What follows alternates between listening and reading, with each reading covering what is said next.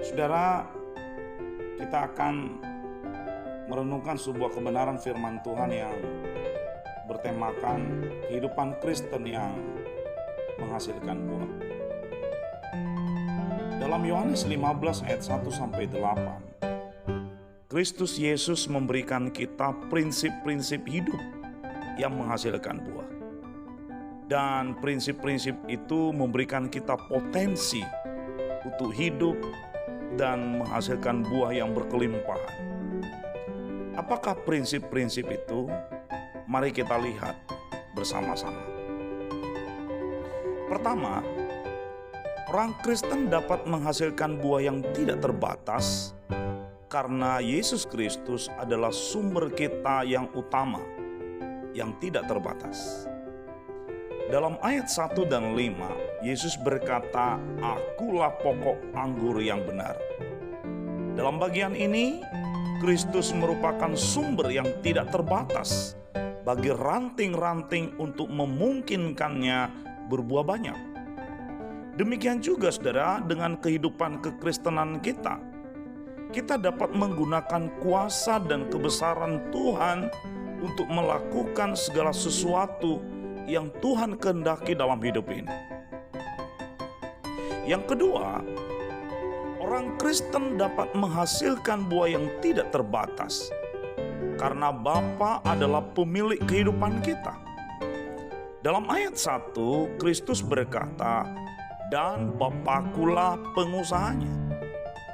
Di sini, Bapa sendirilah pemilik kebun anggur itu. Sebagai pemilik, tentunya Bapa menghendaki kebun anggurnya berhasil. Ia mau kebun anggur itu dapat memproduksi buah yang banyak dan berkualitas tinggi. Itu sebabnya dia mengusahakan kebun anggur miliknya.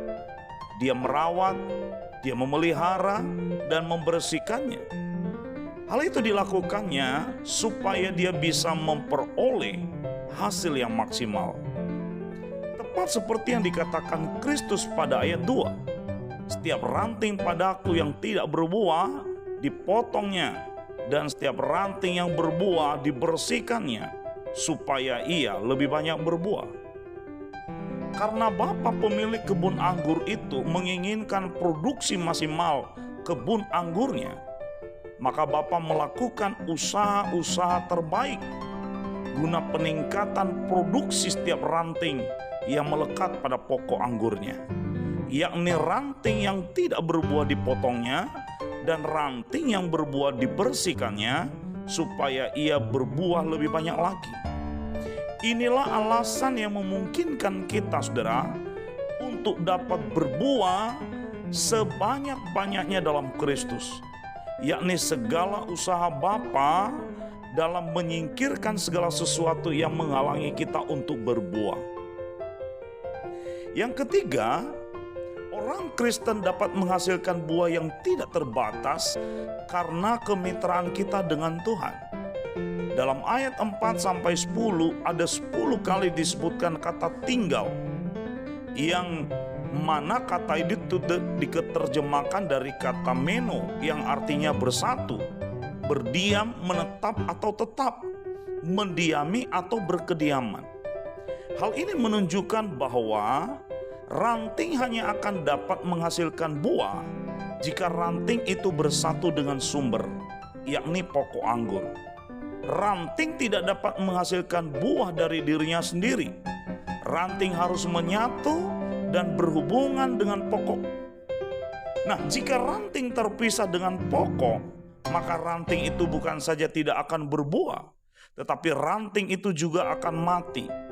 Jadi potensi besar yang kita miliki untuk menghasilkan buah yang tidak terbatas itu sangat ditentukan oleh kemitraan kita dengan Tuhan. Ketika kita tinggal di dalam Dia dan Dia di dalam kita, maka kita dipastikan berbuah. Di luar Dia, kita nihil dan tidak dapat berbuat apa-apa. Orang Kristen sejati adalah orang Kristen yang berbuah. Dan buah yang dihasilkan adalah buah yang berkualitas. Sama seperti pohon anggur berbuah anggur, pohon durian berbuah durian, pohon mangga berbuah mangga, pohon rambutan berbuah rambutan. Demikian juga tentunya kita orang-orang Kristen seharusnya berbuahkan orang-orang Kristen baru. Kita menghasilkan murid-murid baru, yakni orang-orang yang percaya kepada Yesus Kristus. Kiranya melalui firman Tuhan ini, kita semakin bertekun dan bersemangat untuk menghasilkan buah bagi kemuliaan Bapa, supaya dengan demikian saudara, kita benar-benar adalah murid Kristus. Amin.